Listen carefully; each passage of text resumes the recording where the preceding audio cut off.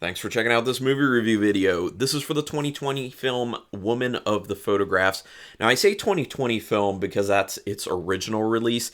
It didn't get released in the United States until early 2023, so I am considering this for my list of the top horror films of 2023.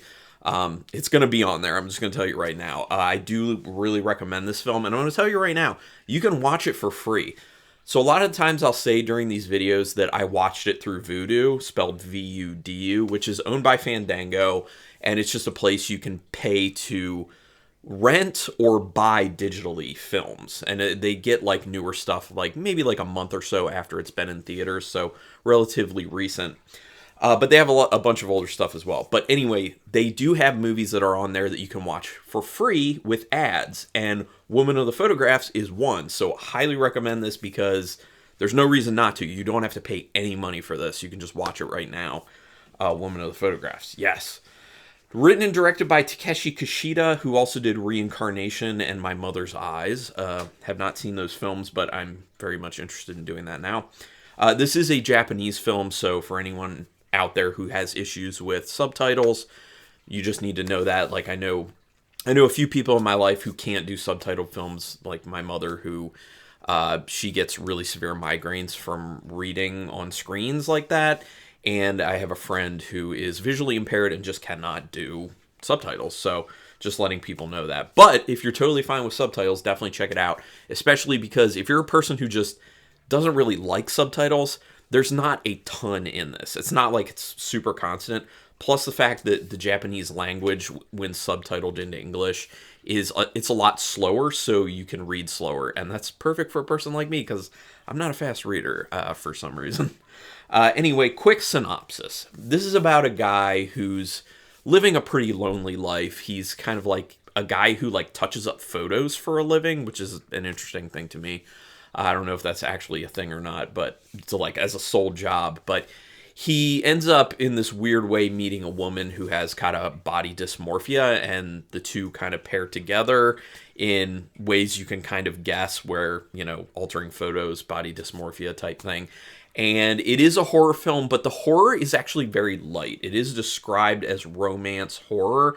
Now, it's not romance horror like something like Takashi Miike's Audition, but it does feel slightly similar to that in the beginning, but it's very, very different. So I really enjoy the film. I don't want to say too much more about the storyline, but it is kind of about the romance and where things go. But at the very end, I'm going to talk about kind of like the underlying theme to the film. So that is spoilery, but I'll kind of prompt people, let you know if you want to stop here. As far as the theme goes, I'm not going to tell you about the actual events of it, but yeah. I'll let you know, though. The film has a very slow, leisurely start. Now, that is something kind of in general that the film maintains throughout. It is very, like, calm and easygoing and leisurely, and that's a pretty common thing for a lot of Japanese films that I've seen. I like that about them, where even if they're giving you content that's very interesting or more intense, which this one's not super intense, you still feel, like, calm. You feel relaxed. You feel kind of cozy, comfy. And, yeah, this film definitely has that feel to it. So it is kind of on the slower end. That is kind of a Japanese cinema thing. For the most part, a lot of Japanese cinema is relatively slower pacing-wise, but it's good. You kind of get a sense of where the horror will end up coming from very early on in the film. Now, to what degree, I was thinking they were going to go a lot harder on where they were going to go with the horror.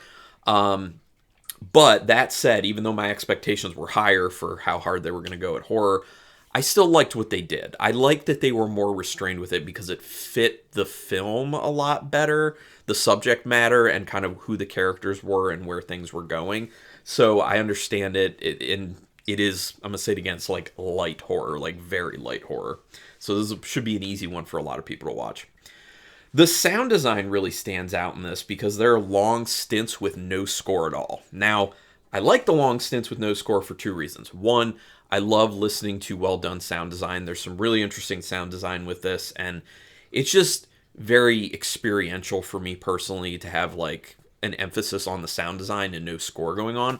The other thing for me is I don't like the score in this movie for the most part. There are some portions later in the film that I think the score sounds really good, and I really like its composition. But prior to that, it's too like chintzy and like light, and it's really mismatched for what's going on in the film, and it's mismatched for just the film in general. So I think the score was poorly handled, except for the parts where they're kind of dropping it out, and what I said towards the end, where they actually match the score up really well with what's going on. But it has this real quirky slice of life feel to it. So I don't know if anyone's seen it's like a fusion film. It's like U.S., Thai, and Japanese fusion film called Last Life in the Universe. Really that type of feel, if you've seen that. And actually, if you haven't seen that, check that out. It's not horror, but it is a really good international film. But that's kind of like slice of life type feel to it. It's like everyday life. You're seeing the everyday life of this character, and then as he meets this woman and they are together, you're seeing their kind of like everyday. So like it feels a little bit boring, but it never feels too boring in a sense. And it's supposed to be intentional about like how a life can be kind of mundane in a sense, but it's still like an overall interesting story. So if that makes any sense. There really is not much dialogue, and between that and the rare use of score, it does help with that kind of very relaxed feeling to the film. So it is kind of more like take your time with it, explore the set, the shooting locations, and just kind of like giving you a little bit of reflecting time as the film goes on. I do like films that do that.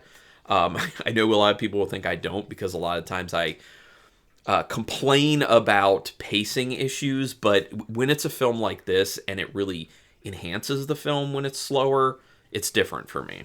So, yeah. The main character does not speak much. He barely speaks. There is something said in the end, and it has more impact because of that. But the actor does a great job of conveying what's in his head for the parts where he's not actually speaking. This just goes to a really good cast.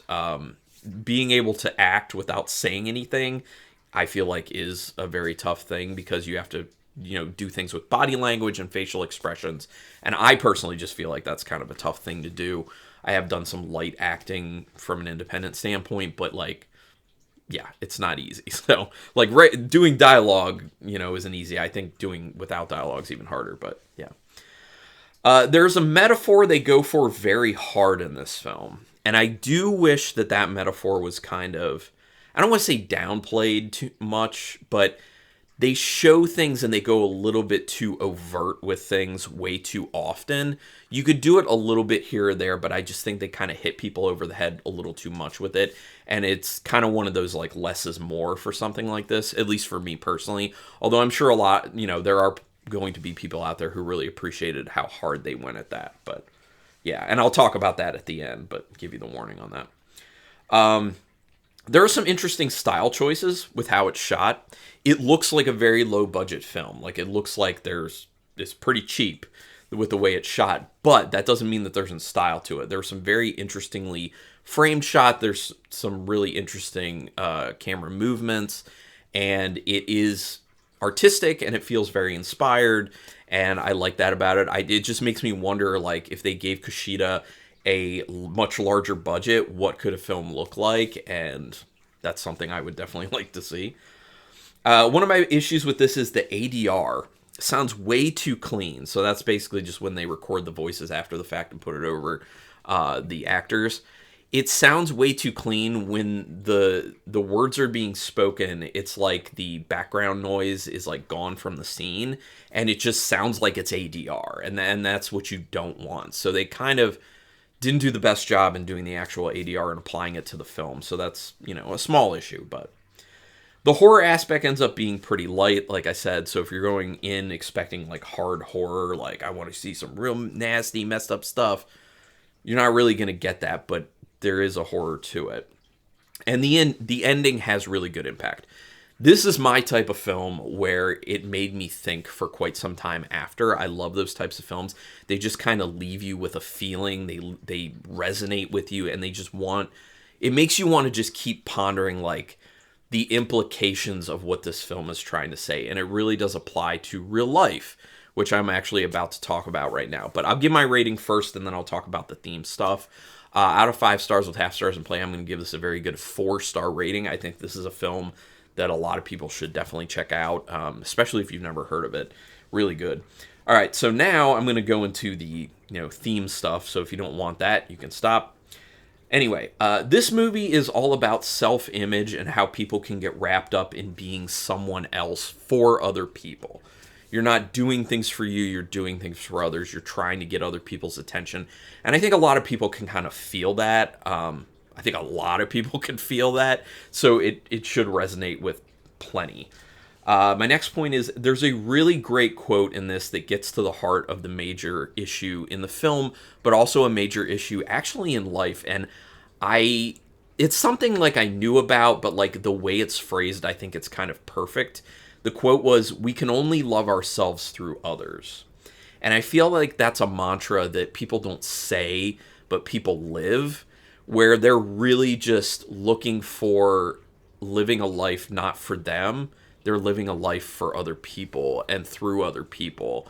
And I think we're probably all kind of guilty of that, unfortunately. And then the last thing I want to say, kind of a furtherance of the quote I just gave you. In life, people tend to give so much of themselves to others for their approval and love, which leads to self-neglect.